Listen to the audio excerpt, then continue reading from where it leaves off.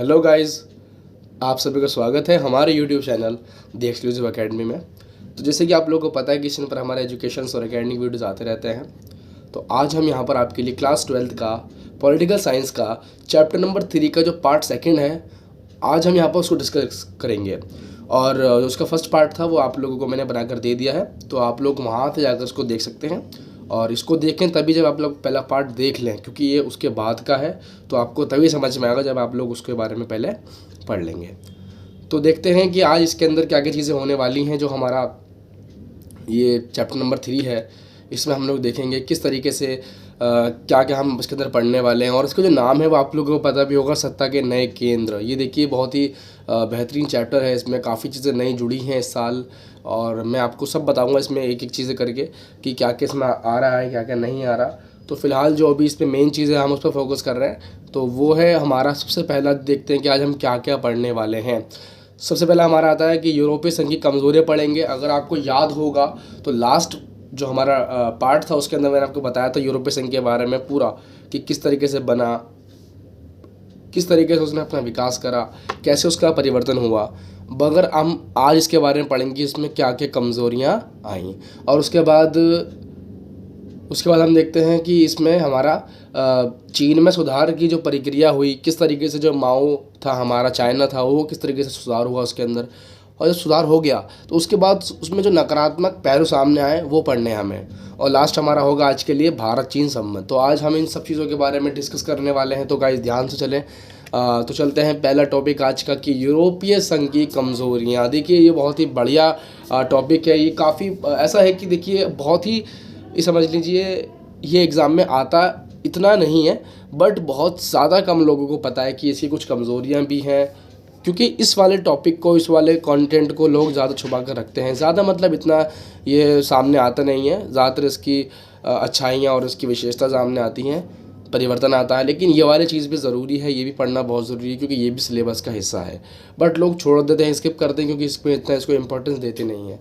खैर देखते हैं इसके अंदर इसकी क्या कमज़ोरियाँ हैं। तो सबसे पहले हमारी कमज़ोरी जो होती है वो ये है कि यहाँ पर जो इसकी रक्षा नीति है, विदेश नीति है, वो बहुत ही ज़्यादा डिफरेंट है। जो ये पूरा यूरोपीय संघ है ना, इसमें बहुत सारे देश शामिल हो जाते हैं। तो इन सभी देशों के अंदर हर देश की रक्षा नीति और विदेश नीति डिफरेंट है। मतलब हर देश हमारा डिफरेंट है, कि किसी की विदेश नीति अलग है तो किसी की रक्षा नीति अलग है। इसीलिए कहीं ना कहीं ये पूरा का पूरा संगठन एक मिलजुल कर नहीं है। तो हमने पहले आसियान भी पढ़ा था। तो आसियान जो था हमारा, आसियान में हमने देखा कि सभी देश मिलजुल कर काम करते हैं, काफ़ी बेहतर देश सामने निकल कर आए उसके। लेकिन यहाँ पर आपस में एक राइवलरी चलती है, आपस में ही देश पूरी तरीके से साथ नहीं रहते। सबकी विदेश नीतियाँ, रक्षा नीतियाँ अलग अलग होती हैं। इसी तरीके से यहाँ पर जो इसकी मुद्रा है, यूरोपीय संघ की जो मुद्रा है उसका नाम आपको पता ही होगा, यूरो। तो उस यूरो को जो मानने की बात जो सामने आई, उसके लिए भी काफ़ी कह सकते हैं कि थोड़ा सा बीच में लड़ाई रही कि भाई कौन मान रहा है कौन नहीं मान रहा, उसके पीछे भी कई विवाद रहे। तो इसी प्रकार से देखेंगे तो इसमें स्वीडन, डेनमार्क, कुछ ऐसे देश थे जिन्होंने साफ मना कर दिया कि हाँ, हम यूरो को एग्जिस्ट नहीं करते, हमें इसको नहीं आगे फैलाना। तो उन्होंने इसको यूरो मुद्रा को नहीं माना। उसके साथ साथ अगर हम देखें तो जो अमेरिका का गठबंधन था नाटो, जैसे आपको नीचे दिख भी रहा होगा, तो इस नाटो में काफ़ी सारे देश जुड़ते चले गए।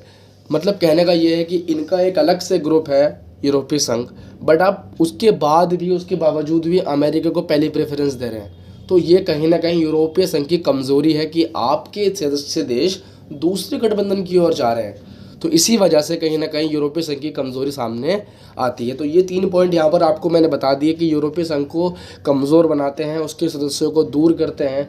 तो इस पे थोड़ा सा फोकस करने की ज़रूरत है यूरोपीय संघ को। खैर हम चलते हैं अगले टॉपिक की तरफ।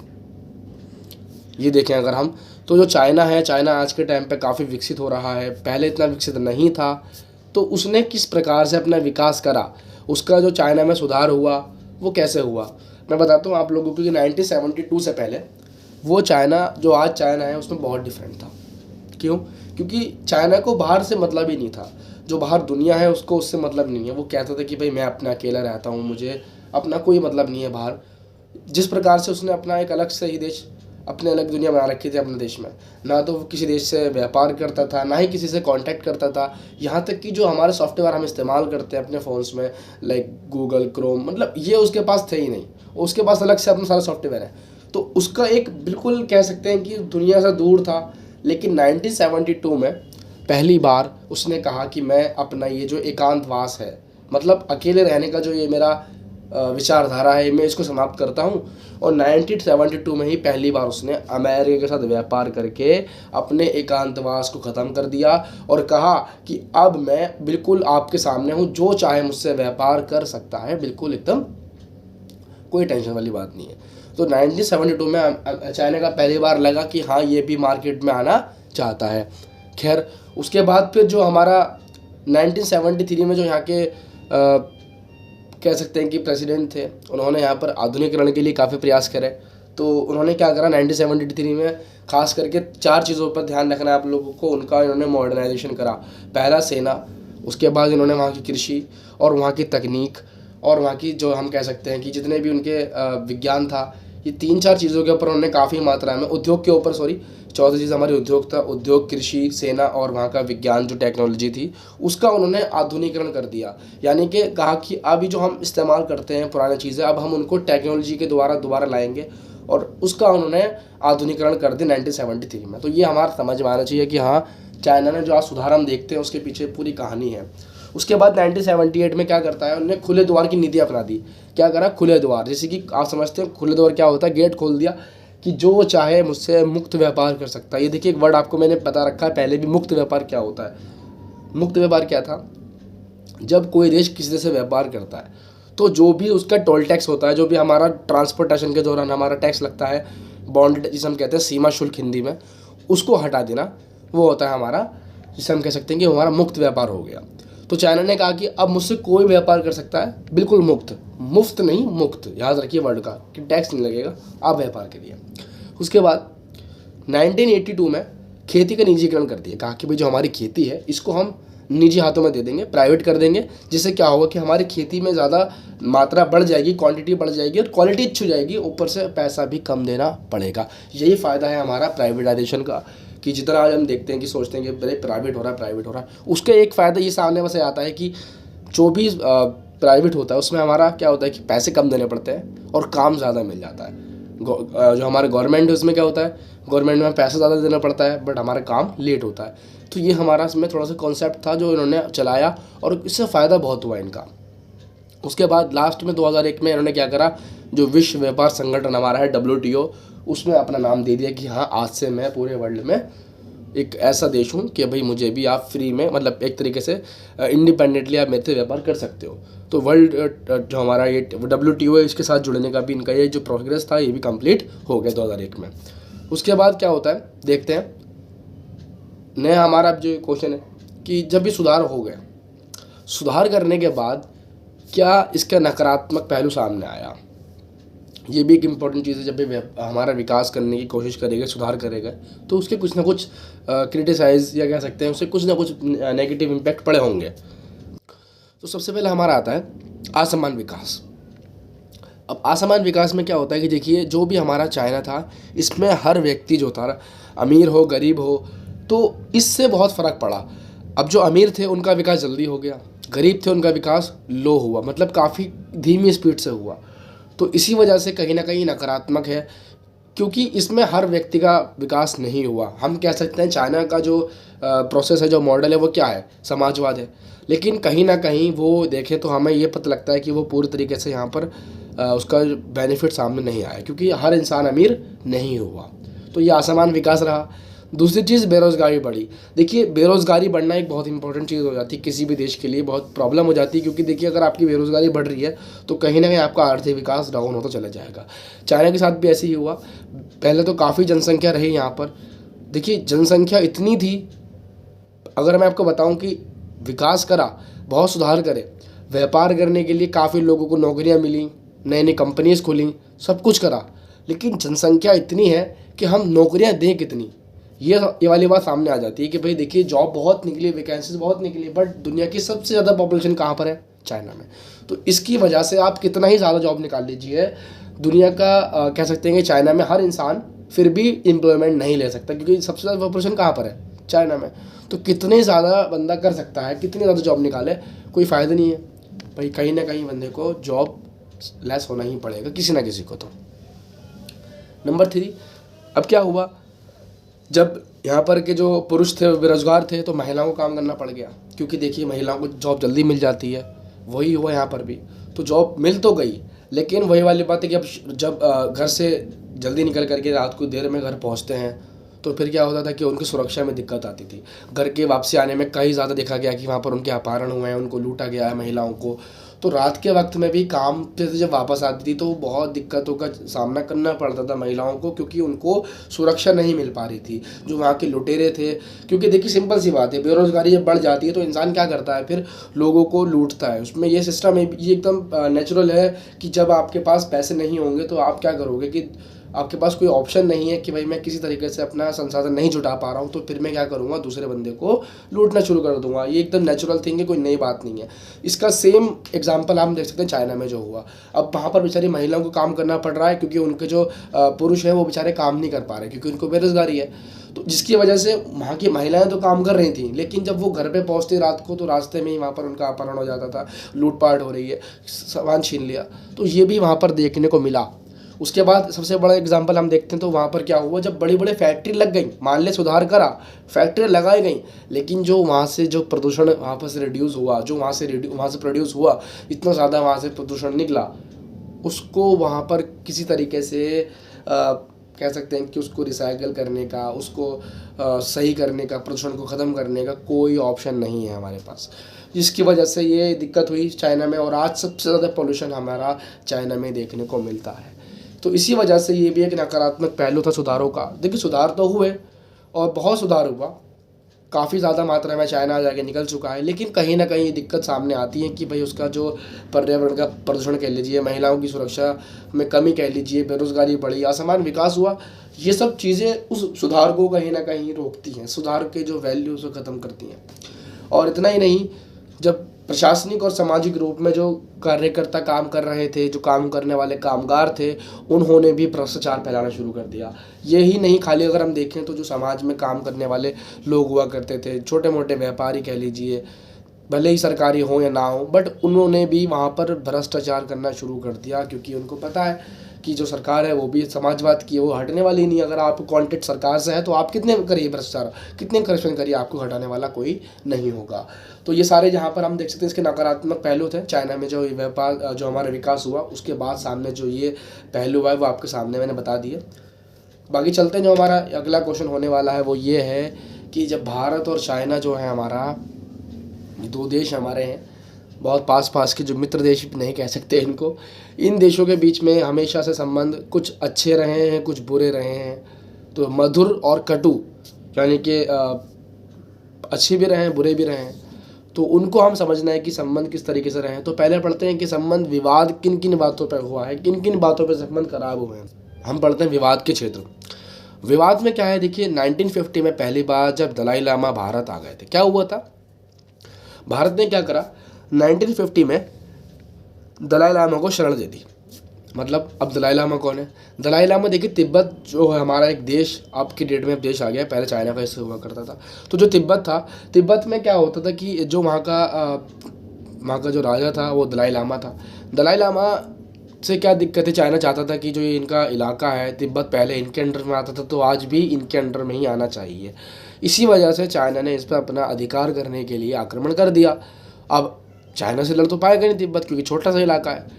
तो भाई वहाँ का जो राजा था वो वहाँ से भाग गया, क्योंकि उसको पता है कि सबसे पहले मैं ही मारा जाऊँगा। तो दलाई लामा भारत आ गया। अब सबसे पहले इसको भारत दिखा, इसलिए भारत में आकर एंट्री कर ली इसने। अब भारत ने कहा कि भाई देखिए हम आपको रख तो लेंगे, लेकिन कोई बात ना होनी चाहिए। वही हुआ, दलाई लामा भारत में आकर रुक गया, और फिर उन्होंने, चाइना वालों ने कहा कि देखिए ये हमारा जो पर्सनल मैटर था, आपने इसमें दखलंदाजी करी है, आपने हमारे शिकार को रोक लिया, हमारा एक बहुत इंपॉर्टेंट चीज़ थी जो आपने उसको अपने पास रख लिया, इसको छोड़ दीजिए। खैर, लेकिन इसके पीछे काफ़ी लड़ाई चली, जिसकी वजह से हमारे संबंध और बिगड़ना शुरू हो गए। इतना ही नहीं, जो हमारा इलाका है, आज हमारा एक राज्य है AP, जिसे हम कहते हैं अरुणाचल प्रदेश, वहाँ पर चाइना कहता है कि ये हमारा इलाका है। वो कहता है कि जब हमारा स्टार्टिंग में एक रेखा खींची गई थी, मैकमोहन रेखा, जो खींची थी आर्थर हेनरी ने, कहा था कि ये जो मैकमोहन रेखा है जो भारत को और चाइना को अलग करती है, इस रेखा के अंतर्गत या इस रेखा के अकॉर्डिंग जो अरुणाचल प्रदेश है वो चाइना का क्षेत्र है, आपने बिना मतलब में इसको अपने राज्य में ऐड कर लिया है, इसको हमें वापस कर दें, ये चाइना की मांग है। और भारत कह रहा है कि भाई देखिए, मैं तो बहुत इलाका मेरा जो शुरुआत, अगर आप पढ़ते हैं, अगर हम हमारा इतिहास पढ़ें तो जो हमारे राजा हुआ करते थे उन्होंने काफ़ी लंबा लंबा एरिया जीत रखा था। तो आप कौन सी सन की बात कर रहे हैं कि ये आपके अंडर में आ रहा है? हम अगर बात करें ईसा पूर्व की, तो ईसा पूर्व से ही भारत के इलाके में, चाइना कह लीजिए, अफगानिस्तान कह लीजिए, श्रीलंका, ये सभी क्षेत्र हमारे अंडर में आते थे। लेकिन टाइम के साथ साथ इन्होंने अपने अपने देशों को अलग कर लिया। तो अब बात राज्यों पे आ गई है, वो कह रहा है कि ये भी हमारा राज्य है। तो हम कितना ज़्यादा सेक्रीफाइस करें अपने राज्यों को छोड़ने के लिए? कब तक ऐसे चलता रहेगा? कब तक इसके टुकड़े होते रहेंगे? इसी वजह से भारत ने कहा कि नहीं भाई, अब बहुत हो गया, अब हम इसको नहीं वापस करेंगे। ये हमारा इलाका है, ये हम इसको काफ़ी बच्चों को पढ़ा रहे हैं काफ़ी सालों से अपने इतिहास में, ज्योग्राफी में, तो इसको हम नहीं दे सकते आपको। लेकिन फिर भी कहीं ना कहीं चाइना ने इसमें अपनी इंटरफेयर करा और कहा कि भाई हमारा इलाका है, और उस पर आज भी अपने ये नए नए सैनिक भेजते रहते हैं, कहीं ना कहीं अपना पुल बना रहे हैं, कभी क्या कर रहे हैं, मतलब इस पर पीछे पड़े हुए हैं अरुणाचल प्रदेश के, तो जिस पे भारत और चाइना के संबंध बिगड़े रहते हैं। तीसरा आता है पाकिस्तान का समर्थन। जो हमारा चाइना है वो कहता है देखो भाई, मैं सपोर्ट में हूँ पाकिस्तान के, अगर रशिया आपके साइड है तो मैं सपोर्ट करूँगा पाकिस्तान का, ये कहता चाइना। क्यों? क्योंकि ऐसा लगता है कि देखिए, ये सपोर्ट करता है पाकिस्तान को, और इंडिया का विरोधी कौन है? पाकिस्तान। अगर आप हमारे विरोधी को सपोर्ट करोगे तो कहीं ना कहीं आप हमारे भी दुश्मन कहलाओगे। तो इस बात की वजह से भी भारत और चाइना के संबंध बिगड़े रहते हैं, क्योंकि देखिए, अगर आप सपोर्ट करोगे हमारे दुश्मन को तो हमें तो बुरा लगेगा ही। उसके बाद भारत जब अपना परमाणु हथियार बना रहा था तो सबसे ज़्यादा जो दिक्कत होती है वो चाइना को होती है। भाई ऐसा तो नहीं है कि हम आपके इलाके में जाकर उसको विस्फोट करते हों, हम आपके इलाकों में उसको टेस्ट करते हों, हम तो अपने देश में टेस्ट करते हैं बनाने के बाद, फिर भी आपको दिक्कत है। दिक्कत क्यों है? क्योंकि सबसे ज़्यादा दिक्कत इसलिए क्योंकि आप जानते हैं कि अगर भारत के पास परमाणु ज़्यादा हो गए तो खतरा सबसे पहले आपको होगा। क्योंकि देखिए, आपके पास परमाणु अधिक हैं, हमारे से ज़्यादा तो पाकिस्तान के पास परमाणु ज़्यादा पड़े हुए हैं, तो जिसकी वजह से कहीं ना कहीं डर रहता है कि अगर भारत ने बना ली है तो सबसे पहले हमें ख़त्म कर देगा। और यही कारण है कि भारत यूएनओ के अंदर भी सदस्यता नहीं लेने देता भारत को चाइना। यही रीज़न है कि वो कहीं ना कहीं चाइना को भी दिक्कत ना आ जाए, ठीक है। तो इसी वजह से भारत को मना होता है कि भाई आप परमाणु नहीं बनाएंगे। इतना ही नहीं, और जो भी हमारे आतंकी संगठन होते हैं उन सबको कहीं ना कहीं सीधे तौर पे ये सपोर्ट करता है, सीधे नहीं मैं कहूँगा इनडायरेक्टली सपोर्ट करता है। कैसे? क्योंकि जब भारत ने कई बार आवाज़ उठाई है कि भाई देखिए, यहाँ पर हमारे तरफ कश्मीर के ज़रिए से भारत में एंट्री कर लेते हैं काफ़ी ज़्यादा मात्रा में आतंकी, तो उनके खिलाफ जब भारत ने यूएनओ में दरखास्त करी तो चाइना ने अपनी वीटो पावर का इस्तेमाल करके उसको रद्द कर दिया कि नहीं, ये झूठ बात है, हम देखते हैं चाइना से कश्मीर से किसी प्रकार का कोई आतंकी नहीं आता, ये कहना है चाइना का। तो ये एक तरीके से आतंकी घटनाओं को, आतंकी संगठनों को सीधे तौर पे तो नहीं, लेकिन कहीं ना कहीं इनडायरेक्टली उनका समर्थन करता है ताकि लोगों को पता न चले, बट ये भी सपोर्ट करता है कि भारत में आतंकी घटनाएं होती रहें। तो ये चाइना के बेकार चीज़ें हैं, जो इनका ये नकारात्मक पहलू है, ये एक बैड इफेक्ट है कह सकते हैं हमारे लिए। तो इसकी वजह से भारत के और चाइना के संबंध बहुत बेकार रहते हैं। खैर, अब देखते हैं संबंध कुछ अच्छे भी हैं, वो पढ़ते हैं। संबंध अच्छे किस प्रकार से हुए? अब देखते हैं कि जब राजीव गांधी, जो तो हमारे भारत के राष्ट्रपति थे, प्रधानमंत्री रह चुके हैं, राजीव गांधी भारत के जो प्रधानमंत्री रह चुके हैं, पूर्व प्रधानमंत्री, उन्होंने चाइना की यात्रा करी तो उससे लगा कि हाँ, हमारे संबंध सुधर सकते हैं, और काफ़ी मात्रा में संबंध सुधरे भी। और उसके साथ साथ उन्होंने क्या करा कि जब वो वहाँ पर गए तो उन्होंने जो भी हमारे व्यापार के रास्ते थे उसको खोलने का भी प्रयोग करा कि जो हमारे व्यापार होता है जिन रास्तों से हमारा, उसको व्यापार के रास्ते जो बंद हो गए थे पहले लड़ाई के दौरान, उसके बाद उन्होंने उसको यहाँ पर खुलवाने की कोशिश करी और फिर व्यापार दोबारा शुरू हुआ। और जब व्यापार हुआ तो दोनों पक्ष से हुआ, एक तरफ से दोनों तरफ से व्यापार हुआ तो व्यापार से काफ़ी दोनों के जो संबंध थे वो सुधरने में सामने आए। और इसके प्रकार अगर हम देखें, इसके बाद एक पॉइंट और आता है कि भारत और चाइना की जो नीतियाँ हैं दोनों की, वो थोड़ी सी विश्व व्यापार जो संगठन है उसमें समान मिलती है। क्योंकि देखिए, दोनों एक ही लोकेशन पे रहते हैं, आसपास ही देश है दोनों, तो दोनों का ही जो जोग्राफिकल कह लीजिए या जो पॉलिटिकल जो इशू रहता है वो सेम ही रहता है।